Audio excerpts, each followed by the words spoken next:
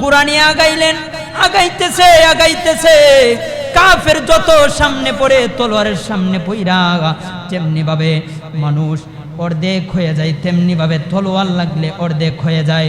যুদ্ধ করতেছে করতেছে করতেছে, এমন ভাবে অনেক কাফেরদেরকে দম মেরে ফেললেন। হঠাৎ করে শুনেন আল্লাহু আকবার, আল্লাহু আকবার। হঠাৎ করে আজান, আল্লাহু আকবার, আল্লাহু আকবার। এমন ভাবে আজানের আওয়াজ আসতেছে। ইমাম হুসাইন রাদিয়াল্লাহু তাআলা আনহু বলে, আমি এখন আর যুদ্ধ করার সময় নাই, নামাজের সময় হয়ে গেছে।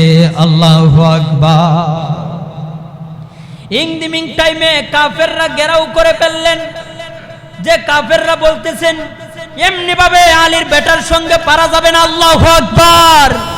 কারণ আলী রাদিয়াল্লাহু তাআলা আনহু এমন পাওয়ার ছিলেন, জিনারে তো ইমানের জজবা ছিলেন, যাকে বলা হয় আল্লাহর বাগ। আল্লাহু আকবার বলেন। যাকে বলা হয় আল্লাহর বাগ।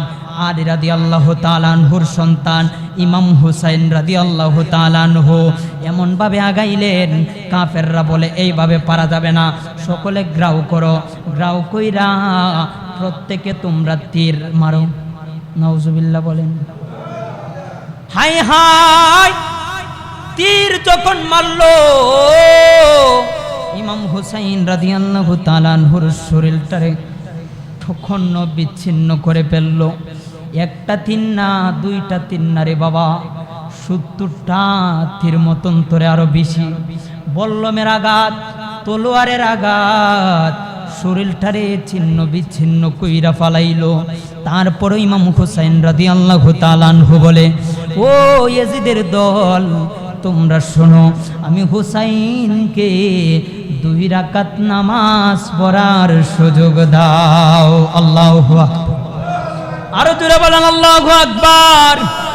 হাই হাই, সেই দিনটা কোন দিন ছিল জানেননি? সেই দিনটা পবিত্র শুক্রবার, জুমার দিন ছিল। জুমার ফজিলত তো বুঝেন না, নামাজের গুরুত্ব বুঝলেন না। যেই নামাজ শহীদ হওয়ার আগ মুহূর্তেও নামাজ বাদ দেই নাই। আল্লাহু আকবার। মওলা আলী রাদিয়াল্লাহু তাআলা আনহুকে হাদিস শরীফের মধ্যে দেখলাম তীর মারলো নামাজের মধ্যে। তখন সাহাবায়ে কেরামরা বলে যে এখন যদি তীরটা বার করো তাহলে ব্যথা পাইব, আর যদি নামাজের মধ্যে দাঁড়াই, নামাজের মধ্যে দাঁড়ানোর পরে যদি তুমি তীরটারে বার করো একটু টের পাইবে না। আল্লাহু আকবার। কেমন নামাজি ছিলেন, কেমন নামাজি ছিলেন।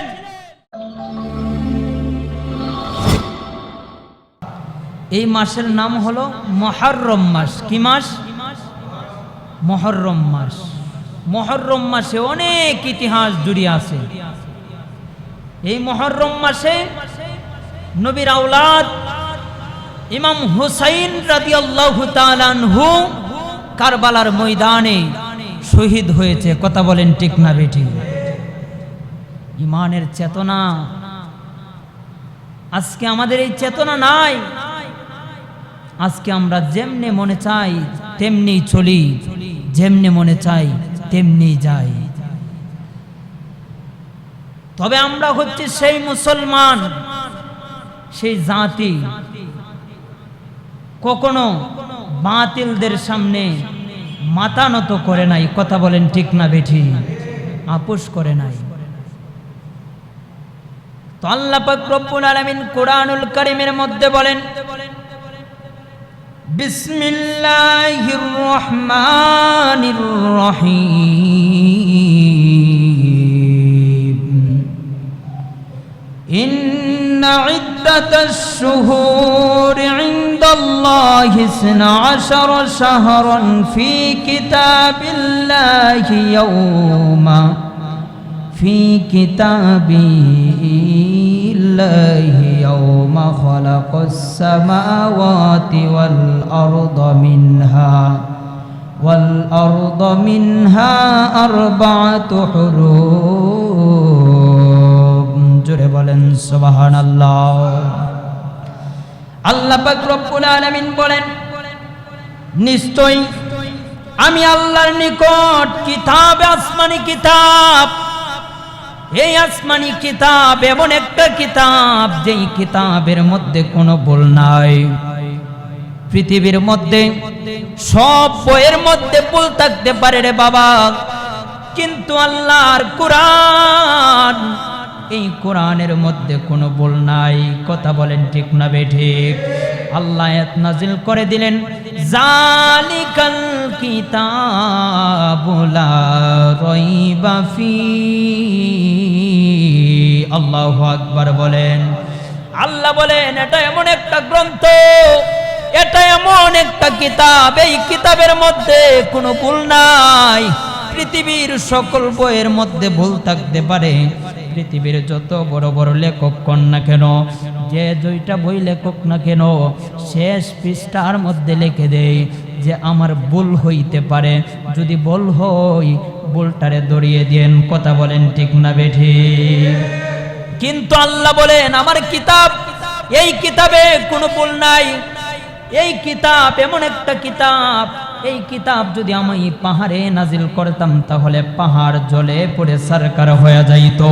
এই কিতাব যদি আমি কোনো গাছের মধ্যে নাজিল করতাম রে, তাহলে গাছ ফেটে জ্বলে সারকার হয়ে যাইত।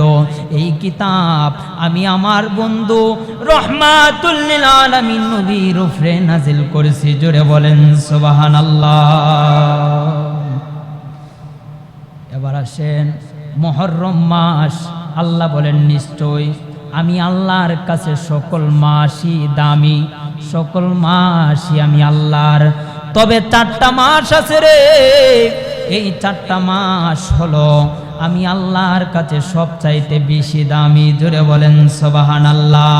তার মধ্যে একটা হলো মুহররম।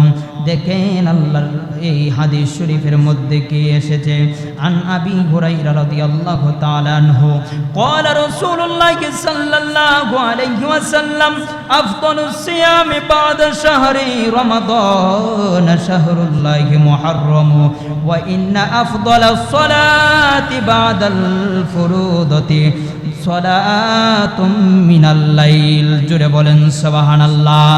আল্লাহ আবু হুরায়রা রাদিয়াল্লাহু তাআলা আনহু থেকে বর্ণিত, তিনি বলেন, আল্লাহর রাসূল সাল্লাল্লাহু আলাইহি ওয়াসাল্লাম যখন মক্কা থেকে মদিনার মধ্যে গেলেন, যখন মক্কা থেকে মদিনার মধ্যে গেলেন, যাওয়ার পর রে বাবা গিয়ে দেখে মদিনার অনেকে রোজা পালন করে। কি পালন করে?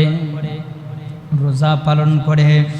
এই যে আবু হুরায়রা রাদিয়াল্লাহু তাআলা আনহু ইরশাদ করেন যে রমজান মাসের পর আল্লাহর মাস মুহররম মাস এমন একটা মাস, রমজানের পরে যেই মাসের মধ্যে সবচাইতে দামি, রমজানের পর আপনি রমজানের রোজা রাখলে যেমন সম্মান, তারপরে একটা মাসে সম্মান আছে গো, সেটা হলো মুহররম মাস। জোরে বলেন সুবহানাল্লাহ।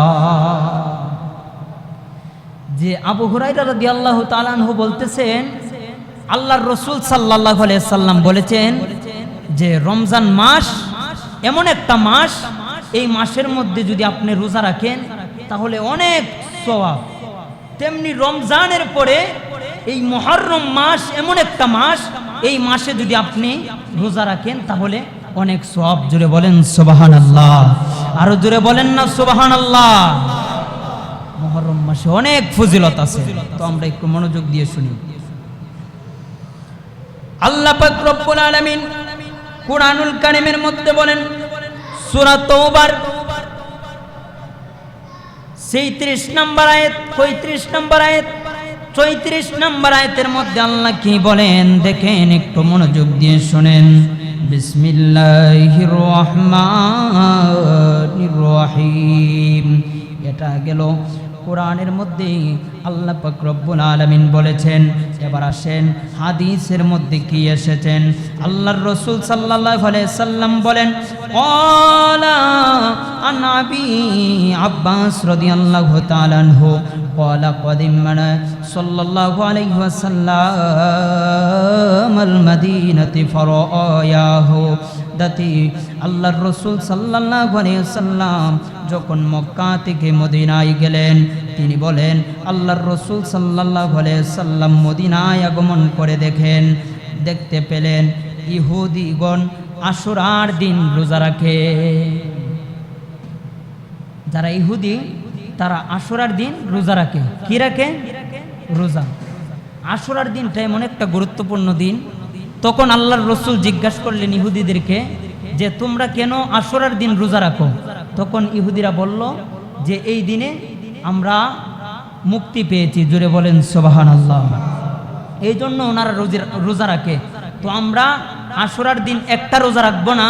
আল্লাহর রাসূল সাল্লাল্লাহু আলাইহি সাল্লাম বলেছেন যে আমার উম্মত শোনো, তোমরা ইহুদিদের সঙ্গে মিলিয়ে রোজা রাখো না, তোমরা দুইটা রোজা রাখবা। জোরে বলেন সুবহানাল্লাহ। কয়টা রোজা রাখবো আমরা? দুইটা রোজা। একটা হয়তোবা আশুরার দিন, আশুরার পর, হয়তোবা আশুরার আগের দিন, আশুরার দিন। দুইটা রোজা। কয়টা রোজা? দুইটা রোজা। মন থাকবো তো ইনশাআল্লাহ। এই রোজার অনেক ফজিলত। এবার আসেন আশুরার দিন কেন এই মাসটা এত দুঃখের মাস, এই মাসটা কেন এত দামির মাস? আমার নবীর আদরের নাতি ইমাম হুসাইন রাদিয়াল্লাহু তাআলা আনহু কারবালার ময়দানে নিজের গর্দান শহীদ করে দিয়েছে। সুবহানাল্লাহ বলে। কেন শহীদ হইলেন? কেন নিজের গর্দান, নিজের সন্তান, নিজের ভাই, নিজের আপনজনেরা শহীদ হইলেন? একটা মাত্র কারণ, নানার উম্মতরা যেন কষ্ট না পায়। সুবহানাল্লাহ। আজকে যদি ইমাম হুসাইন রাদিয়াল্লাহু তাআলা আনহু আপোষ মানতেন, যদি আজকে ইয়াজিদের সামনে ইমাম হুসাইন রাদিয়াল্লাহু তাআলা আনহু কম্প্রোমাইজ করতেন, যদি মাথা নোয়াই দিতেন, তাহলে আজকে প্রত্যেকটা বাড়ির সামনে মদের বার থাকতো, প্রত্যেকটা পাড়ায় পাড়ায় পতিতালয় থাকতো, এত পরিমাণ নাফরমানি চলতো। যদি আজকে ইমাম হুসাইন মাথা নত কইরা দিত, কম্প্রোমাইজ করত, কিন্তু আমার ইমাম হুসাইন রাদিয়াল্লাহু তাআলা আনহু কম্প্রোমাইজ করে নাই। একটা মাত্র কারণ, ইমাম হুসাইন রাদিয়াল্লাহু তাআলা আনহু জানে যে আমি মরব, ইসলাম জিন্দা হবে। জোরে বলেন সুবহানাল্লাহ। আর ইজিদ বাঁচবো, কিন্তু এজিদের নাম গন্ধ থাকবে না। আজকে হুসাইন শহীদ হই নাই রে বাবা, হুসাইন জিন্দা হয়ে গেছে। ইমাম হুসাইনকে এজিদেরা দাওয়াত দেই, কুফাবাসীরা দাওয়াত দেই, ও হুসাইন আমরা এজিদের কাছে বায়াত গ্রহণ করতাম না। কি করতো না? এজিদের কাছে বায়াত গ্রহণ করতাম না। এ হুসাইন, ইয়া হুসাইন, আমরা আপনার কাছে বায়াত গ্রহণ করব। জুড়ে বলেন সুবহানাল্লাহ। তবে এটাও একটা ফাঁদ, যেমনি ভাবে মাওলা আলী রাদিয়াল্লাহু তাআলা আনহুকে দাওয়াত কইরা নিয়া নামাজের মধ্যে তীরের আঘাত করে মাওলা আলী রাদিয়াল্লাহু তাআলা আনহুকে হত্যা করছে, তেমনি ভাবে ইমাম হুসাইন রাদিয়াল্লাহু তাআলা আনহুকেও দাওয়াত করে নামাজের মধ্যে হত্যা করছে। জুড়ে বলেন নাউজুবিল্লাহ। হায় হায়, ইমাম হুসাইনকে দাওয়াত দেই, হুসাইন রাদিয়াল্লাহু তাআলা আনহু আসেন, আমরা কুফাবাসী আপনার কাছে বায়াত গ্রহণ করব। আজকে জুব্বা দেখলে, হাফেজ সাহেব দেখলে পাগল হয়ে যান। আরে ওরাও তো মুসলমানই ছিল, ওরাও হাফেজ ছিল, ওরাও মৌলানা ছিল, তারপরেও ইমাম হুসাইনকে চিনে নাই। যারা ইমাম হাসান এবং হুসাইনকে চিনতে পারে নাই, তারা মুসলমান হইতে পারে নাই। কথা বলেন ঠিক না বেঠিক? নবী বলেন যদি আমাকে ভালোবাসতে চাও, তাহলে আমার আহলে বায়াতকে ভালোবাসো। আহলে বায়াত কারা? ইমাম হাসান হুসাইন, মা ফাতেমা, মাওলা আলী রাদিয়াল্লাহু তাআলা আনহু। কথা বলেন ঠিক না বেঠিক? তো আহলে বায়াতকে চিনতে হবে। এবার আসেন কুফাবাসীরা দাওয়াত দেয় যে ইয়া হুসাইন, আমরা আপনার কাছে বায়াত গ্রহণ করব, যদি আপনি আমাদেরকে বায়াত গ্রহণ করেন তাহলে আমাদের কুফায় চলে আসেন। এবার ইয়েজিদে যখন ইমাম হুসাইন মদিনার মধ্যে ইয়েজিদে অত্যাচার শুরু করে দিলেন, ইমাম হুসাইন ইয়েজিদের কাছে বায়াত গ্রহণ করে নাই রে, বায়াত গ্রহণ করে নাই। আমিরে মুয়াবিয়া তখন খেলাফতের মধ্যে ছিলেন। আমিরে মুয়াবিয়া খেলাফতের মধ্যে তখন ইমাম হুসাইনকে বললেন, ও হুসাইন তুমি আমার কাছে বায়াত গ্রহণ করো। তখনও ইমাম হুসাইন বায়াত গ্রহণ করে না, কারণ যতই জ্ঞানী হোক, তবে জ্ঞানী হইলে কি, তবে ইসলাম সম্বন্ধে ধারণা তার নাই। কথা বলেন ঠিক না বেঠিক? ইমাম হুসাইন বায়াত গ্রহণ হই না, তখন অত্যাচার যখন সহ্য করতে পারে না, তখন উনি মক্কায় চলে গেলেন। কোথায় চলে গেলেন? মক্কার মধ্যে যখন গেলেন, যাওয়ার পর চিঠি পাঠায়, প্রত্যেক দিন চিঠি আসে। কুফাবাসীরা বলে, এ হুসাইন আমরা আপনার কাছে বায়াত গ্রহণ করতে চাই। 1000-এরও বেশি লোক বায়াত গ্রহণ করতে চাই, অনেক লোক বায়াত গ্রহণ করতে চাই, আমরা আমিরে মুয়াবিয়ার কাছে বায়াত হতে পারবো না। যখন ইমাম হুসাইন রাদিয়াল্লাহু তাআলা আনহু মনে মনে ভাবতেছেন, অনেকগুলা লোক চিঠি পাঠাইছে, এবার আমার যাওয়ার দরকার আছে। কথা বলেন ঠিক না বেঠিক? এবার আসেন ইমাম হুসাইন তখন মুরব্বীদের সঙ্গে একটা মিটিং করলেন। কাদের সঙ্গে? যখন আপনি একটা কাজ করবেন সমাজের মধ্যে, মুরব্বীদের সঙ্গে বোঝা পরামর্শ করবেন, কারণ মুরব্বীদের জ্ঞান আছে না নাই? অবশ্যই আছে। যতই বয়স হোক না কেন, এমনি চেঞ্জ না থাকতে পারে, তবে জ্ঞান আল্লাহ পাক রব্বুল আলামিন তার অন্তরের মধ্যে, তার ব্রেনের মধ্যে সেট করে রাখছে। সুবহানাল্লাহ। ইমাম হুসাইন রাদিয়াল্লাহু তাআলা আনহু তখন মুরব্বীদেরকে বললেন যে কুফাবাসীরা আমারে দাওয়াত করতেছে, আমাকে বলতেছে আমি কুফায় যাওয়ার জন্য, ওনারা আমার কাছে বায়াত গ্রহণ করবে। তখন ইমাম হুসাইন রাদিয়াল্লাহু তাআলা আনহু চলে গেলেন। হাই তখনই শুরু হয়ে গেল রে। যখন গোরা বালুর নিচে ডাইবা গেছে, তখন নানার কথা মনে হয়ে গেছে। আমার নবী বলছিল, হুসাইন তুমি যেই জায়গার মধ্যে গোরাটা দেখবা বালুর নিচে ডাইবা গেছে, যেই জায়গার মধ্যে দেখবা গোরার পা বালুর নিচে গেছে, ওই জায়গাটাই তোমার শহীদের জায়গা হবে। আল্লাহু আকবার। তখন ইমাম হুসাইন রাদিয়াল্লাহু তাআলা আনহু ওই জায়গার মধ্যে গেলেন। এমনভাবে ওই যে ওনারা যুদ্ধ শুরু কইরা দিছে, ইহুদিরা যুদ্ধ শুরু করলেন। তখন যুদ্ধ যখন শুরু করলো, এমনভাবে আলী আসগর, আলী আকবর, আলী নবীর বংশ যারা ছিল, একে একে সবাইকে শহীদ করে দিতেছেন। জুড়ে বলেন আল্লাহু আকবার। হাইরে, এত বিরহর একটা ঘটনা, যদি আপনি একটু মনোযোগ দিয়ে শুনেন, আমার হুসাইন কি বলে দেখেন। ইমাম হুসাইন রাদিয়াল্লাহু তাআলা আনহু বলতেছেন, ও কুফাবাসী শুনো, মুঝে কুফাওয়ালো मुसाफिर न समझो,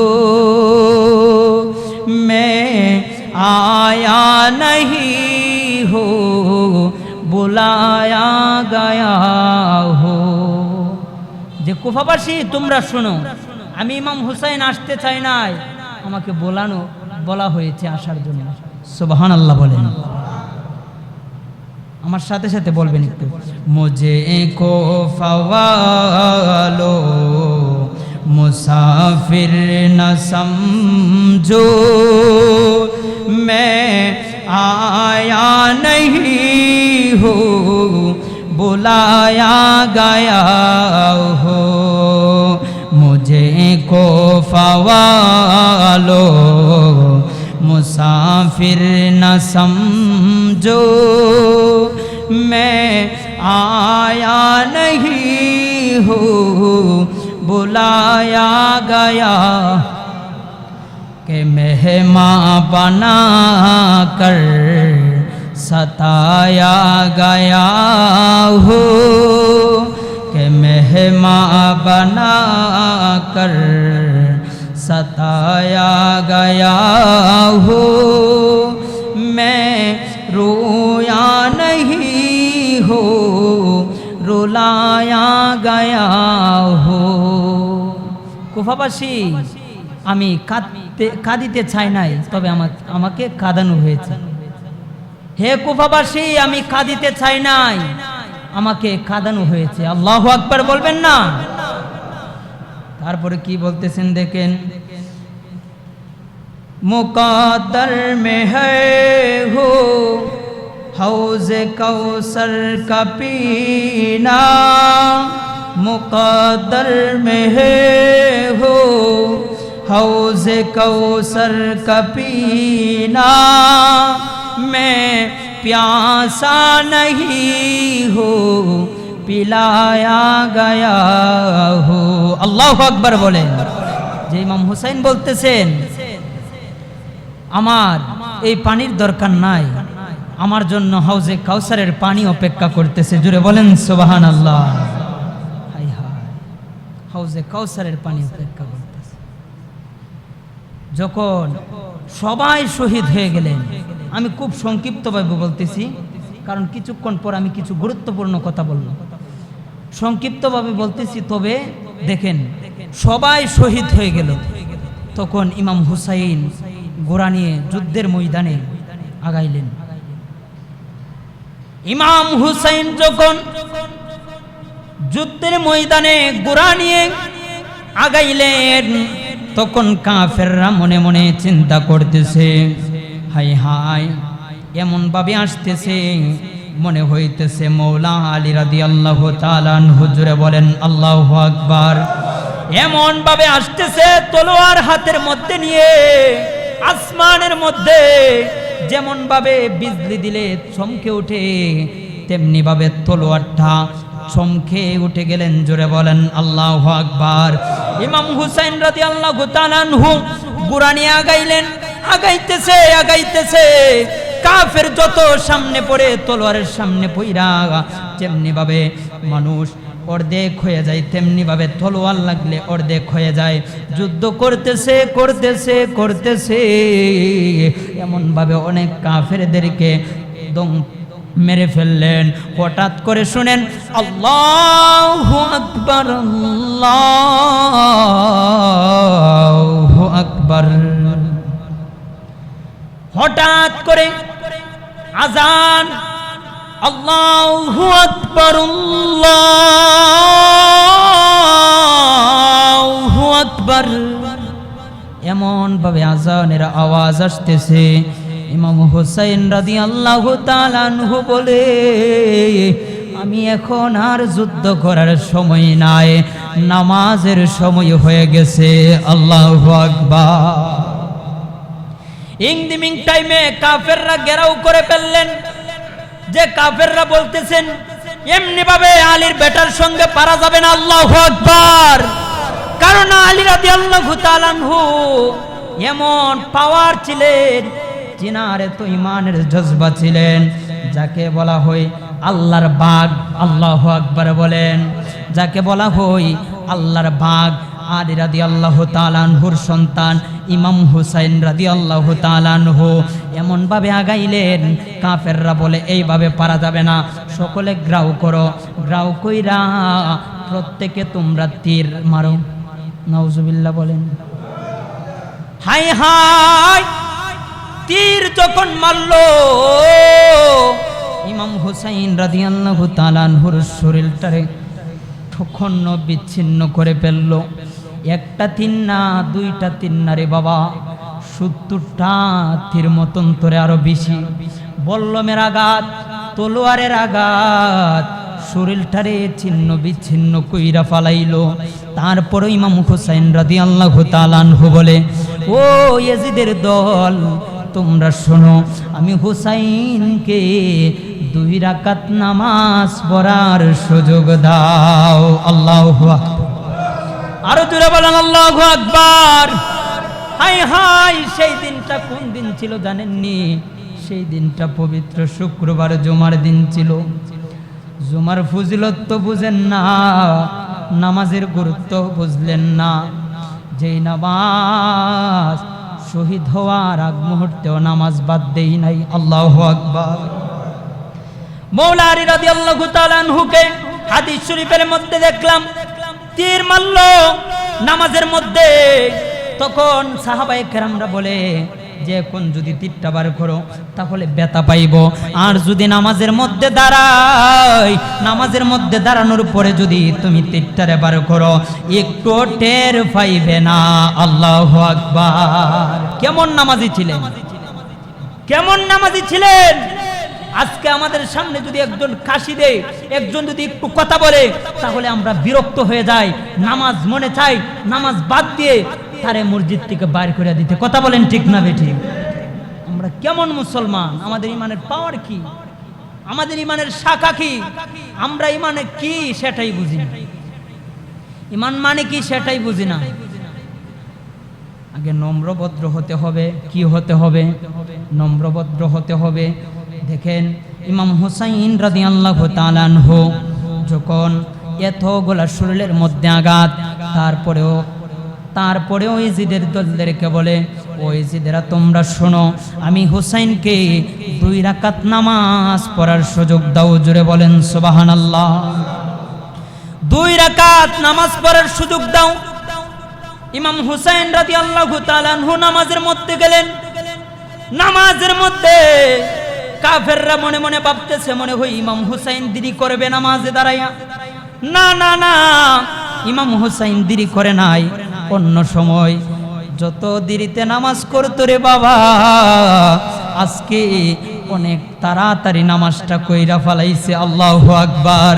কাফেররা বলে না না, নামাজের মধ্যে রাইকাই জবাই করতে হবে। নাউজুবিল্লাহ বলে। কাফেররা বলে যদি নামাজ থেকে উঠে যায় তাহলে আমরা রেহাই পাবো না, তাহলে শক্তি চলে আসবে।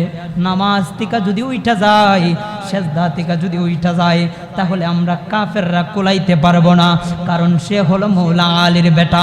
আমরা কোলাইতে পারবো না, আমরা কোলাইতে পারবো না।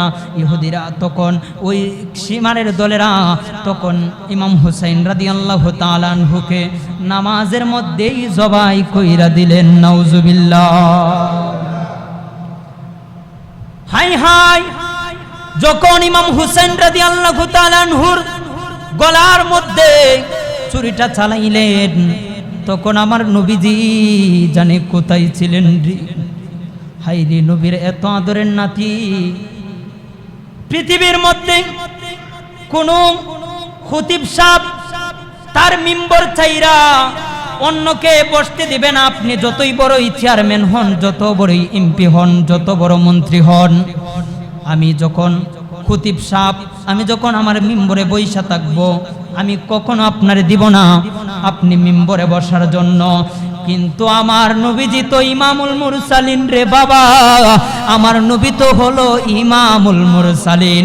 ওই নবীর সামনে তখন ইমাম হাসান এবং হুসাইন আসলেন, নবীজি খুতবা বন্ধ কইরা দিলেন। আল্লাহু আকবার। আরো জোরে বলেন আল্লাহু আকবার। ইমামুল মুরসালিন খুতবা বন্ধ কইরা দিলেন। খুতবা বন্ধ কইরা দিয়া বলেন, ইমাম হাসান হুসাইনকে বসাইলেন। আল্লাহু আকবার বলেন। আরো জোরে বলেন না আল্লাহু আকবার। ইমাম হাসান এবং হুসাইনকে বসাইলেন। আপনি যদি আমার মিম্বরে বসতে চান আমি কিন্তু বসাইব না, কারণ আপনার সেরকম যোগ্যতা হই নাই। যার যোগ্যতা হইছে সেও যদি আইসা বসতে চায়, আমি খুতবা দিতেছি, তখন কিন্তু আমি চাইলেও পারবো না, হয়তো নামাজের কথা বলবো। কিন্তু আমার নবী রহমাতুল লিল আলামিন রে বাবা, খুতবা বন্ধ কইরা দিয়া নবীর আদরের নাতিদেরকে বসাইলেন। সুবহানাল্লাহ। নবী যখন নামাজের মধ্যে গেলেন, এত আদর করতেন, তারপরেও নবীর আদরের নাতিগুলা আল্লাহর রাস্তায় শহীদ হয়ে গেলেন। সুবহানাল্লাহ। একমাত্র নবীর নানার উম্মতের জন্য রে, একমাত্র ইমাম হাসান এবং হুসাইনের নানার উম্মতের জন্য, এছাড়া আর কিছুই না, কিছুই না। কথা বলেন ঠিক না বেঠিক? ইমাম হুসাইন রাদিয়াল্লাহু তাআলা আনহু নবী তখন নামাজের মধ্যে সিজদার মধ্যে গেলেন। ইমাম হুসাইন রাদিয়াল্লাহু তাআলা আনহু নবীর নবীর কাঁধ মোবারকের মধ্যে উইঠা গেলেন। আল্লাহ ডাক নবীজি বলে আমি উইঠা যাইতাম নি। আল্লাহ পাক রব্বুল আলামিন জিব্রাইলকে পাঠাইলেন, ও জিব্রাইল যাও যাও যাও, তুমি দৌড়াইয়া জমিনের মধ্যে চইলা যাও, আমার বন্ধুরে গিয়া বলবা গো যতক্ষণ পর্যন্ত জান্নাতের সরদার ইমাম হুসাইন না উঠবে, যতক্ষণ পর্যন্ত আপনার কাঁধ মোবারক থেকে জান্নাতের সরদার না উঠবে, ততক্ষণ পর্যন্ত আপনি নবী সেজদা থেকে মাথা উঠাইবেন না। আল্লাহু আকবার। আর জোরে বলেন সুবহানাল্লাহ। কেমন যুবকদের সরদার ইমাম হুসাইন রাদিয়াল্লাহু তাআলা আনহু, হাসান রাদিয়াল্লাহু তাআলা আনহু, এ হোসেন নবীজির আওলাদ সালাম জানাই মোরা তোমায়, হে হোসেন নবীজির আওলাদ। মারহাবা বলেন। জানি না কেমন করে দুষ্টরে জিত তলোয়ার সালাই, হে হোসেন নবীজির আওলাদ। সুবহানাল্লাহ বলে। তো আমরা মুহররমে কি পাইলাম? মুহররমে পাইলাম ত্যাগ, ইসলামের জন্য, দিন কায়েমের জন্য নবীর আওলাদগণ তাদের তাজা রক্তগুলা জমিনের মধ্যে ফালছে। কথা বলেন ঠিক না বেঠিক? একমাত্র দিন কায়েম করার জন্য, এছাড়া আর কিছুই না। ওনারা সম্পদের জন্য নিজের গর্দান কাটে নাই, ওনারা টাকা পয়সার জন্য, ওনারা দুনিয়ার জন্য নিজের গর্দান, নিজের সন্তানদেরকে আল্লাহর রাস্তায় কোরবান করে দেই নাই। একটা মাত্র কারণ রে বাবা, এই কারণটাই হইল আখির জামানা রহমাতুল লিল আলামিন নবীর উম্মতদের জন্য। জোরে বলেন সুবহানাল্লাহ।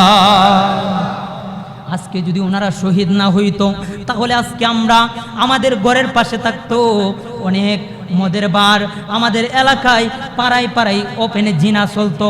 কিন্তু ইমাম হুসাইন রাদিয়াল্লাহু তাআলা আনহু যখন শহীদ হয়ে গেছে, তখন এইগুলা সব বন্ধ হয়ে গেছে। আল্লাহু আকবার। হুসাইন যদি শহীদ না হয়ে আপোষ করতো, তাহলে কিন্তু রাজত্ব পাইতো, সব কিছুই পাইতো। ইমাম হুসাইন বলে আমার রাজত্বর দরকার নাই, আমার টাকা পয়সার দরকার নাই, আমার ফুরাতের পানির দরকার নাই গো, আমার জন্য হাউজে কাউসারের পানি অপেক্ষা করতেছে। তো আমরা ইমানের জন্য, নবীর জন্য জান দিতে রাজি আছি না নাই?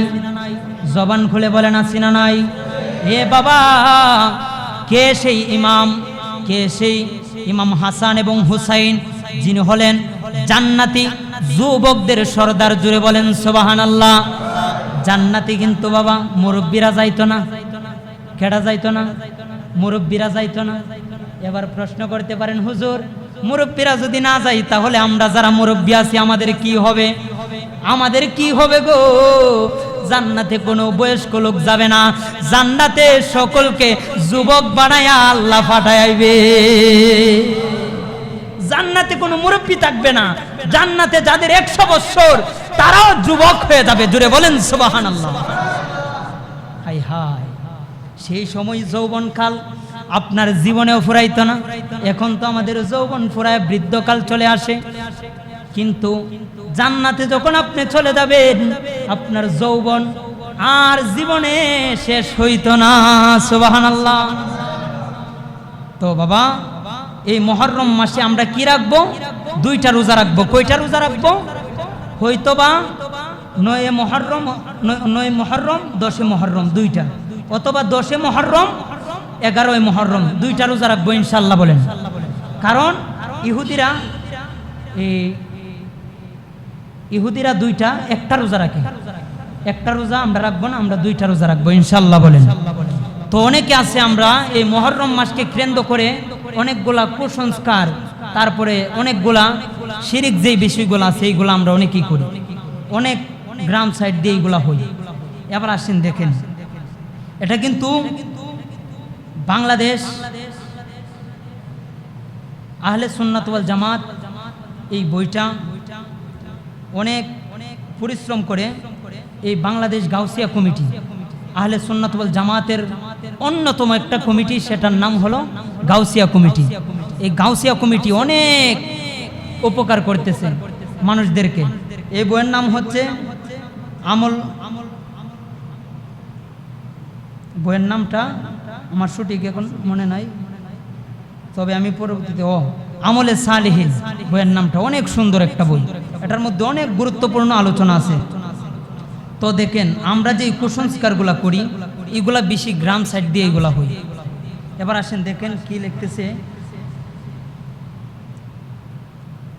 খান। তো আমরা দেখি মুফতি আহমদ ইয়ার খান ইমানি রহমতুল্লাহি আলাই তিনি এইগুলা উল্লেখ করলেন যে আমরা যে কুসংস্কারগুলা করি। 1 নম্বর, আশুরার দিন বা মুহররমের 10 তারিখে কেউ কেউ আনন্দে দিবা বা খেলাধুলা দিন মনে করে, বলতে কেউ এই আশুরার 10 তারিখ দিনটাকে অনেকে মনে করে খেলাধুলা বা আনন্দ। অনেকে দেখবেন ঘোড়া, তারপর নিশান, তারপর পতাকা, এইগুলা নিয়ে অনেকে ঘুরে না, প্রায় লোকেই তো ঘুরে। অনেকে কি জারি গাইয়া হোসেন হাসান, এগুলা কিন্তু কুসংস্কার, এগুলা কি জায়েজ না। কারণ এই দিনটা হচ্ছে কষ্টের দিন। কষ্টের দিন যদি আপনি পতাকা নিয়ে ঘুরেন তাহলে সেটা কি সাজে না, সেটা হচ্ছে কষ্টের দিন, আপনি সুখ পালন করেন। তো আমরা যারা এইগুলা করি তারা নিঃসন্দেহে ভুল পথে আছে। কোন পথে আছে? ভুল পথে আছে। এবার আসেন 2 নাম্বার। অনেকে এই যে 2 নম্বরে আসছে মিছিল বের করে, এই দিন অনেকে মিছিল বের করে, ঘোড়া টুরা এইগুলা বাইর করে, এটা কিন্তু একদম ঠিক না মিছিল বাইর করা। এবার আসেন 3 নাম্বার। 3 নাম্বার হচ্ছে ইয়া হোসেন ইয়া হাসান করে নিজের গায়ে আঘাত করে, এইগুলা কিন্তু একদম নাজায়েজ। নিজের শরীরে আঘাত করা হারাম। কি নিজের শরীরে যদি আপনি আঘাত করেন তাহলে কি হয়? হারাম। আপনি কখন আপনার নিজের শরীরে আঘাত করতে পারবেন না, আল্লাহ হারাম করে দিয়েছে। এবার আসেন 4 নাম্বার, কারবালার স্মরণে সুখ, কারবালার স্মরণে অনেকে সুখ, তারপরে মতামত করা পুরো মুহররম মাসকে, বলতে কারবালার যে স্মরণ করে অনেকেই পুরো মাসটাকে সুখ পালন করতে চায়, এটাও কিন্তু ঠিক না। আপনি পুরা মাসকে যদি আপনি সুখ পালন করেন তাহলে সেটাও অন্যরকম হয়ে যাবে, সেটাও কিন্তু জায়েজ না। আপনি পুরা মাস ইয়ে করার দরকার নেই, সর্বোচ্চ 2 থেকে 3 দিন। কারণ একজনের স্বামী যখন মারা যায় তাহলে সেই স্ত্রী 3 দিন সুখ পালন করে। কই দিন? 3 দিন সুখ পালন করে। তো যদি আপনি 3 দিনের উপরে চলে যান তাহলে গুনাহ হবে। এইগুলা থেকে আমরা বিরত থাকবো। এবার আসেন 5 নাম্বার কি? 5 নাম্বার হচ্ছে মাসব্যাপী কালো পোশাক। এইগুলা হচ্ছে শিয়াদের বিষয়। অনেকে দেখবেন মাসব্যাপী কালো পোশাক, মনে করে শিয়ারা এত খারাপ, শিয়া যারা এত খারাপ, পুরা মাস ওনারা আছে না, মনে করেন নবী সাল্লাল্লাহু আলাইহি সাল্লাম থেকে আলী রাদিয়াল্লাহু তাআলা আনহুকে বড় বানিয়ে ফেলে, নাউজুবিল্লাহ বলেন। আল্লাহর চাইতে আরো বড় বানিয়ে ফেলে, নাউজুবিল্লাহ বলেন। শিয়া এত খারাপ, শিয়া এত একটা খারাপ গোষ্ঠী যে ওনারা মনে করে আলী রাদিয়াল্লাহু তাআলা আনহু নবীর চাইতে আরো বড়, নাউজুবিল্লাহ বলেন। তো আমরা এইগুলা করব না যে পুরা মাস কালো পোশাক। তারপরে শিয়াদেরকে কোনোদিন ফলো করবেন না। শিয়া যারা তারা সাহাবায়ে কেরামদেরকে ঘৃণা করে, সাহাবায়ে কেরামদেরকে গালিগালাজ করে, আপনারা তাদের কাছ থেকে দূরে থাকবেন। সকলে বলেন ইনশাআল্লাহ। এবার আসেন 6 নাম্বার কি? 6 নাম্বার হচ্ছে মুহররম মাসে বিবাহ শাদী এইগুলা করা যাবে কিনা? অবশ্যই করা যাবে। অনেকে মনে করি আমরা যে মুহররম মাসে মনে হয় বিবাহ করা যাবে না, এগুলো অবশ্যই করা যাবে। যারা এগুলা মনে করে তারা অবশ্যই ভুল পথের মধ্যে আছে। এবার আসেন 7 নাম্বার। 7 নাম্বার হচ্ছে মুহররমের 12 তারিখ তাজিয়ার খুলখানি ও সফরে 20 তারিখ। বলতে আপনি মুহররম মাস এটা এমন একটা মাস, এই মাসে আপনি যদি দান সদকা করেন তাহলে আল্লাহ পাক রব্বুল আলামিন আপনাকে একবার যদি দান করেন তাহলে এটা 1 বছরের দান, জুড়ে বলেন সুবহানাল্লাহ। আপনি যদি একজন রোগীকে দেখতে যান তাহলে একটা রোগীরে যদি দেখেন তাহলে পুরা বছর রোগী দেখার সওয়াব পাইবেন, জুড়ে বলেন সুবহানাল্লাহ। একজনকে যদি খাবার খাওয়ান তাহলে পুরা বছর খাওয়ানোর সওয়াব পাইবেন, জুড়ে বলেন সুবহানাল্লাহ। তো আরো অনেক কুসংস্কারগুলো আছে, এইগুলা থেকে যেন আল্লাহ পাক রব্বুল আলামিন আমাদেরকে হেফাজত করে, সকলে বলেন আমিন। ওয়া আখিরে দাওয়ানা আনিল হামদুলিল্লাহি রাব্বিল আলামিন। আসসালামু আলাইকুম ওয়া রাহমাতুল্লাহি ওয়া বারাকাতুহু। যারা সুন্নাত পড়েন নাই তারা 4 রাকাত ক্বাবলাল জুমা পড়ে নেন।